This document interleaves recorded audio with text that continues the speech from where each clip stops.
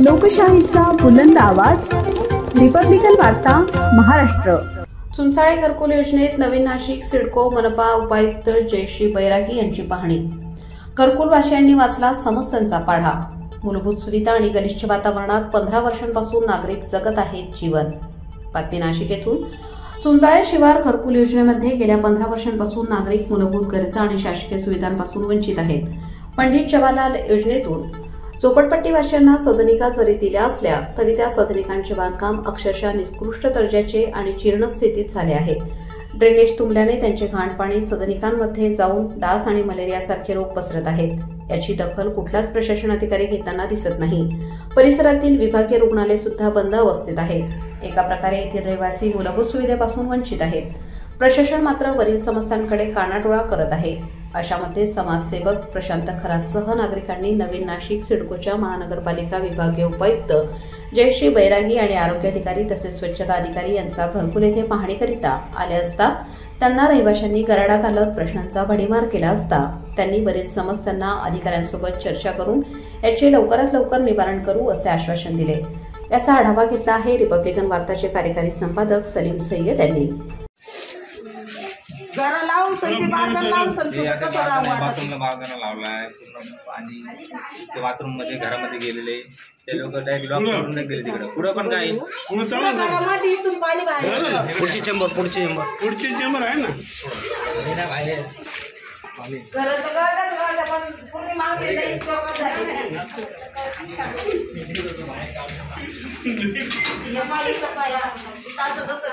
होऊन गेलं पुणे लाईन जॉकअप झाली। घरामध्ये अशी किडे येऊ राहिले। ड्रेनेज बघा पूर्ण शिरवळ येते सकाळी कसं पाणी खाली जाणार ड्रेनेज मध्ये काय नाही खाणार पूर्ण फुटलेलं नाही पाईपलाईन हे बघा पूर्ण ते बाथरूम इथं बाथरूम पाईप गळा ते पाणी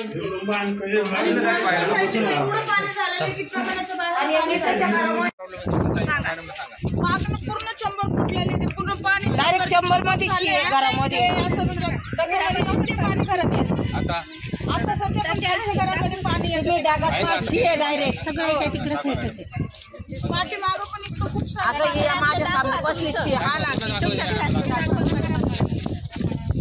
ज्या परिस्थितीमध्ये घरकुलचे रहिवासी जगतात ती मुळं त्यांना सगळं माहिती येतं।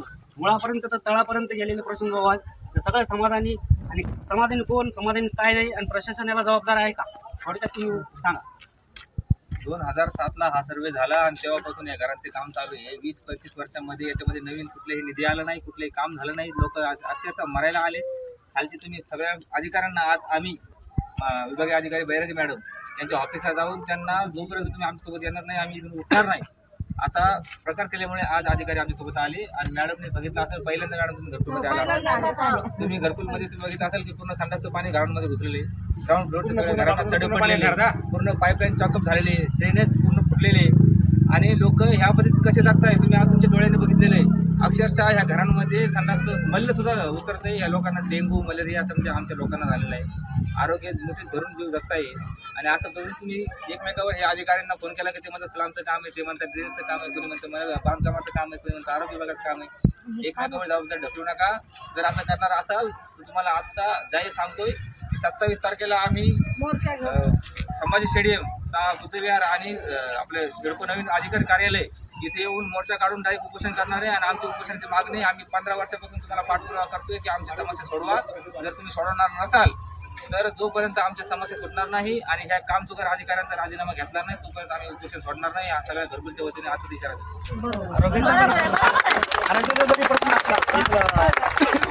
जे मेडिकल दवाखाना टाकलेला आहे शासकीय थोडासा लघु त्याबाबत पण आणि डिलिव्हरीचे जे पेशंट असतात ते त्यांचं गैरसोय होते, मुलांची गैरसोय होते, त्याबाबत पण प्रशासन काही खबरदारी घेत नाही। त्याच्यावर काय सांगतो प्रशासन आपल्यासोबत मी घेऊन आलेलो आहे आणि हे जे हॉस्पिटल होतं फक्त नावापुरतं चालू झालेलं होतं। आले नगरसेवक जे होते 7-8 वर्षापासून गाजावाजा केला आम्ही केलं आणि तुम्ही आज हॉस्पिटल जाऊन बघा हॉस्पिटल बंद पडलेले। ह्या नगरपालिकेला जे अधिकारी होते डॉक्टर होते त्यांचा पगार द्यायला सुद्धा पैसे नाही। सगळे डॉक्टर पळून गेले इथे। आजही अजून उघड्यावर पडलेलं हॉस्पिटल आहे तिथे एक कर्मचारी नाही, एक डॉक्टर नाही आहे। त्यामुळे मला विचारण्यापेक्षा मी तर सामान्य नागरिक आहे, मी कार्यकर्ता म्हणून ह्या सगळ्या रहिवाशांसाठी काम करतोय। जबाबदार विचारायचं असेल तर हे सगळे अधिकारी उपस्थित आहे, आरोग्य विभाग आहे आणि सगळे विभागीय अधिकारी ते सर्व अधिकारी आलेले, प्रशासकीय अधिकारी आलेले, मॅडम आहेत, आयुक्त मॅडम, उपायुक्त मॅडम काय बोलतील यावर आपण विचारूया त्यांना काय बोलाल मॅडम. याबाबत आम्ही सर्वजण आता सगळ्यांना बोलवलं आहे. सगळे विभागीय आपले अधिकारी आहेत, त्यांच्याशी आम्ही चर्चा करू आणि पुढचं कारवाई आम्ही करून आहोत. अगोदर पण कोमत मॅडम होत्या, 15 वर्षापासून पण आम्ही करतोय आणि सगळे जे रहिवासी आहेत ते अगदी विखरून गेलेले आहेत. त्याबाबत त्यांच्या सुविधा कधी चालू होतील, सगळे अधिकारी आपल्यासोबत आहेत. त्या अधिकाऱ्यांना आपण आदेश काय देणार आहात? आम्ही आता त्यांना आदेश देणारच आहे. तुमचे काय काम आहे त्यात लवकरात लवकर मार्गी लावू. आपल्यासोबत मॅडम होत्या, त्यांनी जबाब दिलेला आहे लवकरात लवकर मार्गी लावू म्हणून. आता बघूयात प्रशासन काय याच्यावर ॲक्शन घेते. अधिकारी पण आहेत, काही लोक गरीब टपऱ्या टाकलेल्या आहेत आणि अतिक्रमण पण चालू आहे MIDC मध्ये. तर काही घाबरून लोक आपली उपजीविका ज्या आहेत त्या बंद केलेल्या आहेत, कारण कधी पण अतिक्रमण येऊ शकतं. त्यावर मॅडम काय बोलणार आपण? अतिक्रमणचं पण काम चालू आहे. तर घरकुलमध्ये जे गरीब लोक ज्यांना धंद्याचं काही नाही, विषय पोट भरायचं काही साधन नाही, त्यांनी टपऱ्या टाकलेल्या आहेत, त्यांचं काय होणार? त्यांचं पोटाचं काय होणार अतिक्रमण जर आले? अतिक्रमणमध्ये जर असं तर आम्ही अतिक्रमणची कारवाई करू. अच्छा. आणि मग त्यांना उपजीविकेचं काय भांडवल? त्यांनी मार्केट वगैरे टाकून दिलेलं ते बंद आहे. 17,000 रुपये गाड्याचं भाडं आहे, ते 17,000 भाडं पुरत नाही आहे, त्याचं काय होणार? त्याबद्दल मी उपायुक्त यांच्याशी बोलणार. आयुक्त मॅडमनी सवालचा जबाब दिलेला आहे. याबाबत रिपब्लिकन वार्तासोबत बोलताना चर्चा केली आणि रिपब्लिकन वार्ताचे मी प्रतिनिधी म्हणून सलीम सय्यद. थँक्यू. रिपब्लिकन वार्ता महाराष्ट्रासाठी कार्यकारी संपादक Salim Syed, Nashik. Subscribe now and press the bell icon. Never miss an update.